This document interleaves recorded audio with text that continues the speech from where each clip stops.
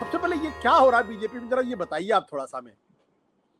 भाई आप देख रहे हैं कि थोड़ा कहीं 12 साल सत्ता में रहे हैं। अलग अलग सेंटर्स पावर बन गए हैं, मध्य प्रदेश में बन गए, हर स्टेट में पावर सेंटर बन गए। अब एक छोटा सा कार्यकर्ता सारे राष्ट्र का अध्यक्ष बन गया। तो उसके बाद जो सीनियर लोग हैं वहां पर बिहार के अंदर, उनके अंदर थोड़ी बहुत ना प्रॉब्लम तो होगी। ऐसे ही मध्य प्रदेश नरोत्तम मिश्रा तो बहुत ज्यादा बोलने वाले थे, हिंदुत्वों के कट्टर सिंबल जो थे। अगर कहता तो नरोत्तम मिश्रा थे। ब्राह्मण फेस है उनका, मध्य प्रदेश के अंदर बैकवर्ड वहां पर चीफ मिनिस्टर हैं, पहले भी बैकवर्ड चीफ मिनिस्टर रहे। तो नरोत्तम मिश्रा वहां पर जो संघ का व्यू है, हिंदुत्व भाषा है, उस तरह की भाषा बोलते थे। तो मेरे को पहले भी आपसे बात हुई थी कि जितना भारतीय जनता पार्टी का जितना कांग्रेसीकरण हो रहा है, उसके अंदर विचारधारा जो है वो प्राइमरी ऑब्जेक्ट क्वालिफिकेशन नहीं है आपकी। आप शाखा में कितने साल गए, आप संघ की आयु कितनी है आपकी, उस बारे में आजकल नहीं सोचा जाता। आजकल ये सोचा जाता था कौन जीत सकता है जो हमारे साथ टोटल लॉयल रहेगा या जिसको हम जिता जी। सकते हैं। उनको यही लगता है जैसे कांग्रेस पार्टी में होता था कि पहले कांग्रेस इंदिरा के नाम से सब लोग जीत जाते थे, तो पार्टी कुछ नहीं थी। अब भी लगता है कि अमित शाह की जो स्ट्रेटजी होती है, जो उनका ऑर्गेनाइजेशन होता है, और मोदी जी का जो नाम होता है, उस वजह से एमएलए भी उन्हीं के नाम से जीतते हैं। ये उनकी कन्विक्शन है, उस वजह से जिसको हम भी खड़ा करेंगे, जैसे इंदिरा गांधी होता लैंप पोस्ट पे खड़ा कर देंगे, वो जीत जाएगा। ये हम्म। दोनों बातें जो आपने बताई हैं कि नवीन जी ने उनका, हम अखबारों वाले कह रहे हैं कि उनका आदमी था, ठीक, उनका अध्यक्ष था, जो चुना गया वो भी उन्हीं का आदमी है, जो मैं जितना जानता हूँ वहाँ की जी। बिहार की पॉलिटिक्स में। जिसको पहले खड़ा किया कि प्रशांत किशोर वहां खड़े हो रहे हैं, प्रशांत किशोर जीत सकते, वो भी पांडे हैं, किसी उनके खिलाफ कौन सी कास्ट का खड़ा करना है। बीजेपी के अध्यक्ष की सीट है, वो कहीं कभी हारी नहीं बीजेपी आज तक, तो उसके अंदर परिवर्तन, हारने का रिस्क ले नहीं सकते। तो पहले उन्होंने खड़ा कर दिया, चलो जिसको, जैसे मैंने कहा ना, प्रवृत्ति यही है कि जिसको भी हम खड़ा करेंगे जीत जाएंगे। उनको लगा कि जो सिन्हा को खड़ा किया है वो शायद जीत नहीं सकता, और प्रशांत किशोर हो सकता है हावी पड़ जाए, इसलिए बाकी बेटर कैंडिडेट दे दो जो वहां पार्टी से जुड़ा हुआ है, वो खड़ा हुआ है वहां पर, तो कास्ट इक्वेशन में ठीक बैठता है। तो इसलिए, और जो वहां पर हुआ है मध्य प्रदेश में वही हुआ है, पुराने लोगों को टिकट नहीं देनी, वो चुनाव हार गए थे, तो उनके ऊपर ये भी क्लेम नहीं कर सकते मैंने जीती हुई सीट थी, तो कांग्रेस ने जीती ही, उनके बाद वो अनसीट हो गए, कोई करप्शन चाहे सजा हो गई, छोड़नी पड़ी सीट। तो पर वो दिखाना चाहते हैं कि मैं अभी भी रेलेवेंट हूँ। तो ये एक नई चीज बीजेपी में हुई है कि बीजेपी के पुराने पुराने 40-50 साल पुराने कार्यकर्ता, 30 साल पुराने, वो अब विरोध करने लगे हैं, प्रोटेस्ट करने लगे हैं, रेबल जो शुरू हो गया है। ये मध्य प्रदेश में नरोत्तम मिश्रा उस बात का सिंबल है कि पार्टी में ने लोगों ने अब बोलना शुरू कर दिया है। अब कितनी तक जाते हैं, नरोत्तम मिश्रा को दबा लेते हैं कि नहीं दबा लेते, मना लेते हैं कि नहीं मना लेते, क्योंकि उन्होंने कहा कि हम मनाने की कोशिश करेंगे। परंतु सिंबल ये है कि आप पुराने कार्यकर्ताओं को इग्नोर नहीं कर सकते। उसकी बुगाड़ जो है मध्य प्रदेश में दतिया से शुरू हुई है। बट नरोत्तम मिश्रा, जैसा कि आपने कहा कि वो पावरफुल आदमी है, ऐसा नहीं है कि वो कमजोर है। ठीक है, एक पिछली बार चुनाव हार गए, लेकिन वो कई मंत्रालयों में रहे, पार्लियामेंट्री अफेयर्स मिनिस्टर रहे, लेबर मिनिस्टर रहे, एजुकेशन मिनिस्टर रहे, और इसके साथ साथ गृह मंत्री थे, और एक जमाने में मुख्यमंत्री पद के तगड़े दावेदार भी माने जाते रहे। तो बिल्कुल। क्या उनको टिकट काट के क्या पार्टी ने कोई संदेश दिया है क्या? सर, एक चीज में मैं और इसमें लगाना चाहूंगा, जोड़ना चाहूंगा, हो सकता है आप अगर आपका मन करे तो आप मुझे डांट भी दीजिएगा उसमें। ये लोग कहते हैं नरोत्तम मिश्रा को कि ये दरअसल अमित शाह के बड़े करीबी आदमी हैं, और इसलिए उनका टिकट काट के कुछ मैसेजिंग भी हो रही है। ऐसा अगर हो तो ठीक है, नहीं तो मैं I take back my words.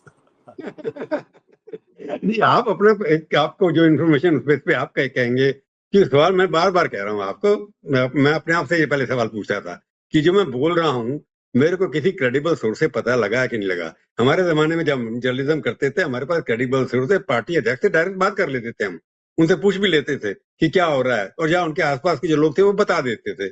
हम लोगों को तो कैबिनेट, हमारे जमाने में कैबिनेट की लिस्ट पहले प्रेसिडेंट बाद में जाती थी, हम लोगों को पहले पता लग जाती थी, हम पूछ के पता लगता किसका पत्र कौन सा जा रहा है। परंतु अब तो किसी को पता नहीं क्या हो रहा है। तो आप कहें कि वो अमित शाह के क्लोजर हैं या नहीं है, ये अटकलें की भाषा है। मेरे को लगता नहीं है कि अमित शाह की मर्जी के बिना किसी को टिकट मिल सकती है। अगर वो चाहते हैं कि मेरे को टिकट मिलनी चाहिए, जो अभी तक इंप्रेशन दिखाया जा रहा है वो यही है कि अमित शाह जी जो चाहते हैं वो होता है। एक यूपी के अंदर हो सकता है कुछ उनकी प्रॉब्लम हो सकती है, परंतु मैं इस बात पे विश्वास नहीं है। आपका कन्विक्शन होगा, आप कह सकते हैं, पर मैं इस बात को बिल्कुल, मैं एक बात को मानता हूं कि अमित शाह और मोदी जी का ये प्रयास रहा है कि नई बीजेपी खड़ी हो जिसमें यंग लोग आए। और यंग लोग ऐसे हैं जो कभी शाखा में काफी कम लोग जाने थे, पुराने लोग हैं संघ के लोग, तो उनको एक तरफ दरकिनार करके, क्योंकि वो कहते हैं, एक बार मेरे किसी ने कहा था, मैं नाम नहीं लूंगा, वो बहुत बड़े आदमी हैं, उन्होंने कहा इस पार्टी के अंदर क्या एक आदमी को ठेका दे रखा है कि 40 साल तक वही राज करते रहेंगे। एक बार मंत्री के बने, मंडल अध्यक्ष बनेंगे, फिर प्रदेश अध्यक्ष बनेंगे, राष्ट्रीय अध्यक्ष बनेंगे, मंत्री बनेंगे, फिर प्रधानमंत्री बनेंगे, कहीं ना कहीं गवर्नर बनेंगे, दूसरी बार बनेंगे। तो आपने देखा है गवर्नर एक सिर्फ यूपी गवर्नर को छोड़ के बाकी किसी को एक्सटेंशन देते नहीं है वो। उन्होंने गुजरात की चीफ मिनिस्टर एक्सटेंशन बढ़ा रखा है। तो उनका ये है कि रोटेशन होना चाहिए। नए लोग आ रहे हैं, उनके अंदर आइडियोलॉजिकल कमिटमेंट उतना नहीं है, उनकी विचारधारा के साथ उन्होंने विचारधारा के साथ आगे नहीं बढ़े। तो नरोत्तम मिश्रा को ड्रॉप करने के पीछे मैं ही देखता हूँ मध्य प्रदेश के अंदर नए लोगों को ला करके बढ़ाया जाए आगे, क्योंकि पुराने लोग जो हैं जैसे मोहन यादव, हालांकि मंत्री थे वो पहले भी, पर उनको मुख्यमंत्री बना दिया, उनको भी उम्मीद नहीं थी। अब मुख्यमंत्री बना दिए गए तो उसी विचारधारा को, उसी धारा को देख करके चले, उसी थिंकिंग को लोग ये सके कि पुराने लोगों को रिप्लेस करके नए लोगों को चांस दे करके लाया जाए, तो उसमें वो फिट रहता है। ये नहीं कि नरोत्तम मिश्रा है पावरफुल है, तो है पावरफुल बहुत लोग हैं जिनको बाहर रखा है पार्टी से, पर वो पावरफुल हम लोगों के पार्टी को अध्यक्ष को लगता नहीं है, या जो उनके संगठन मंत्री हैं जो बीजेपी के या यहाँ के अध्यक्ष हैं या जिनके यहाँ जो फैसला करते हैं पार्लियामेंट्री बोर्ड के मेंबर, उनको लगता कि नहीं है।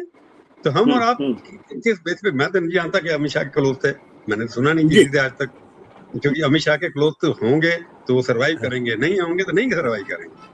मैं तो उल्टा कहूँगा, क्योंकि ये जो अटकलें इसलिए शुरू हो गई क्योंकि पिछले दिनों अगर आपने देखा होगा तो भूपेंद्र यादव जी के दफ्तर में, मैं मंत्रालय की बात नहीं कर रहा हूँ, उनके अपने दफ्तर में जो उनका सारा कामकाज देखते थे, अपॉइंटमेंट देखते थे, शेड्यूलिंग करते थे, मंत्रियों से बात करते थे, कोऑर्डिनेशन करते थे, 4 लोगों को हटाया गया और उसमें 2 को सैक किया गया।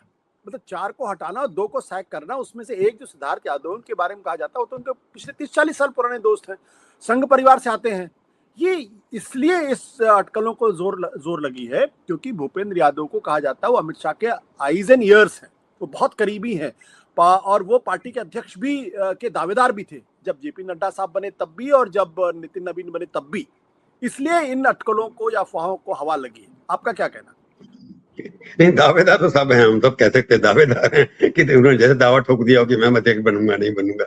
मैं आपको याद करा दूं, राजनाथ जी जब होम मिनिस्टर थे उनका एक एडिशनल प्राइवेट सेक्रेटरी अपॉइंट हुआ था, प्राइवेट सेक्रेटरी आईपीएस ऑफिसर से, नहीं लगाए, हटा दिए गए। तो अगर आप हिस्ट्री में जाएं आपको पता नहीं है, ये 4 छप गए। अभी दिल्ली के 2 मंत्रियों के सेक्रेटरी हटाए गए हैं, केंद्रीय मंत्री 2-3 और हैं जिनके सेक्रेटरी हटाए गए हैं, मैं उनके नाम नहीं बोलूंगा क्योंकि अभी तक अखबार वाले अपने ढूंढने। वो कह रहा है कि एक बड़ी सर्वेलेंस चल रही है। और दूसरा ये पार्टी में जो हो रहा है कि पुराने लोगों को निकालो जो जमे बैठे हैं, उनके वेस्टेड इंटरेस्ट हो जाते हैं। तो भूपेंद्र यादव पुराने संगठन के लोग रहे हैं, महामंत्री रहे हैं, बिहार के इंचार्ज रहे हैं, राजस्थान महाराष्ट्र की सरकार मिले हैं, तो उनके लोग जो बन गए थे, कई बार मैं देख रहा हूँ पार्टी के अंदर जो नीचे इनके सेक्रेटरीज हैं वो मंत्रियों से ज्यादा पावरफुल, मंत्री के पास तो पावर है नहीं, इनके पास पावर है क्योंकि इनके पास फाइलें आती हैं, इनके पास थ्रू जाती हैं। तो कई लोग ऐसे हैं मंत्रियों के ऑफिस में जो कार्यकर्ता भाजपा के थे, वो अब दूसरे तरह के सपने देखने लग गए। तो उस सर्वेलेंस में यादव जी के सेक्रेटरी आ गए कि उनका डिपार्टमेंट ऐसा है जिसमें काफी इंपॉर्टेंट चीजें होती हैं, फॉरेस्ट की रिलेशन होती है, लेबर मिनिस्ट्री में तब पीएफ होता था, ईपीएफ की बड़ी बड़ी होती थी। तो उनको लगता है कहीं ना कहीं सर्वेलेंस के ऊपर लगा होगा कि इनके ऊपर कोई ना कोई प्रॉब्लम है। अगर आप उसकी इशारा करें कि भूपेंद्र यादव इसके अंदर इन्वॉल्व है, तो भूपेंद्र यादव को सैक करना चाहिए ना पहले, उनको तो नहीं किया। तो मंत्री ने खुद कहा होगा मेरे सेक्रेटरी को, मैं एक सेक्रेटरी जानता हूँ एक मिनिस्टर के जिनके सेक्रेटरी को निकाल दिया गया, रात को उनको बताया कि उनको हटा रहे हैं, उसके बाद वो सेक्रेटरी अरेस्ट भी हुआ बाय द वे। तो उसके अंदर हम नहीं आते किसी के अंदर, क्योंकि ये जो हो रहा है ये है छवि सुधारने की। मैंने कहा बीजेपी के अंदर पहले ये पुरुषोत्तम मिश्रा और ये भूपेंद्र यादव का स्टाफ को मिलाकर के चलें, मेरे को लगता है ना कहीं रिवोल्ट हो रहा है और इनको समझ में आ रहा है कुछ लोग मिसयूज कर रहे हैं। मैं ये कहूंगा कि क्लीनिंग ऑपरेशन है कि अब सरकार को लग रहा है कि 10-10 साल से जो सेक्रेटरी बने बैठे हैं, पीएस बने बैठे हैं, वो ज्यादा काम गलत कर रहे हैं छवि बिगाड़ने में। तो मैं कहूंगा क्लीन करने का ऑपरेशन चल रहा है। काफी मंत्रियों के सेक्रेटरी, क्योंकि अब क्या हो रहा है, पहले पीएस जो है मंत्री चुनते थे, अब किसी भी मंत्री को अपना पीएस चुनने का अधिकार नहीं है, वो वहां से अपॉइंट होकर के आता है। तो इसलिए ये लोग पार्टी से जुड़े हुए थे, एक सरकार से जुड़ा हुआ था जिसको निकाला उन्होंने, परंतु सिलेक्शन पीएमओ से हुआ था, पीएमओ अप्रूव करता है। तो इसमें जो उनके नीचे वाले जो लोग थे प्राइवेट, 1-2 पार्टी के हिसाब से मिल जाते किसी न किसी को, परंतु इसको निकालने का मतलब ये है कि प्राइम मिनिस्टर ऑफिस के पास इंफॉर्मेशन थी कि उनका मिनिस्टर से कोई कनेक्शन नहीं था, इसलिए उनको निकाल दिया। तो मैं कहूंगा ये पार्टी में जो पर्ज होता था, अब ब्यूरोक्रेसी के अंदर जो पर्सनल स्टाफ मंत्रियों का है, उनका पर्जिंग शुरू हो गया है। मिसयूज जो होते था, क्योंकि दोनों मिसयूज कर रहे होंगे, ऐसे तो निकाला नहीं गया। तो आप इसको कहेंगे, आप पॉलिटिकल कहेंगे, तो मैं कहूंगा मंत्री, मैं एडिटर हूँ, मेरा सेक्रेटरी पैसे ले रहा है, अगर मेरी मर्जी से ले रहा है तो मैं छोड़ नौकरी से निकाला जाऊंगा। अगर मैं सेक्रेटरी को डाल रहा मेरे मालिक, तो उनको पता है कि मैंने कुछ नहीं किया। तो आप इसलिए भूपेंद्र यादव की जगह पर जाने की बजाय मैं कहूंगा कि लोअर लेवल में जानता हूँ, मैं हर प्रदेश में घूम रहा हूँ, मंत्रियों के सेक्रेटरी या चीफ मिनिस्टर के सेक्रेटरी, पर्सनल स्टाफ बहुत ही ज्यादा पावरफुल है चीफ मिनिस्टर से, और उनकी चटनी होने वाली है सबकी।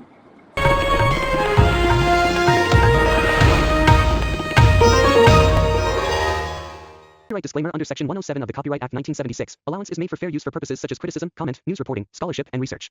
Fair use is a use permitted by copyright statute that might otherwise be infringing.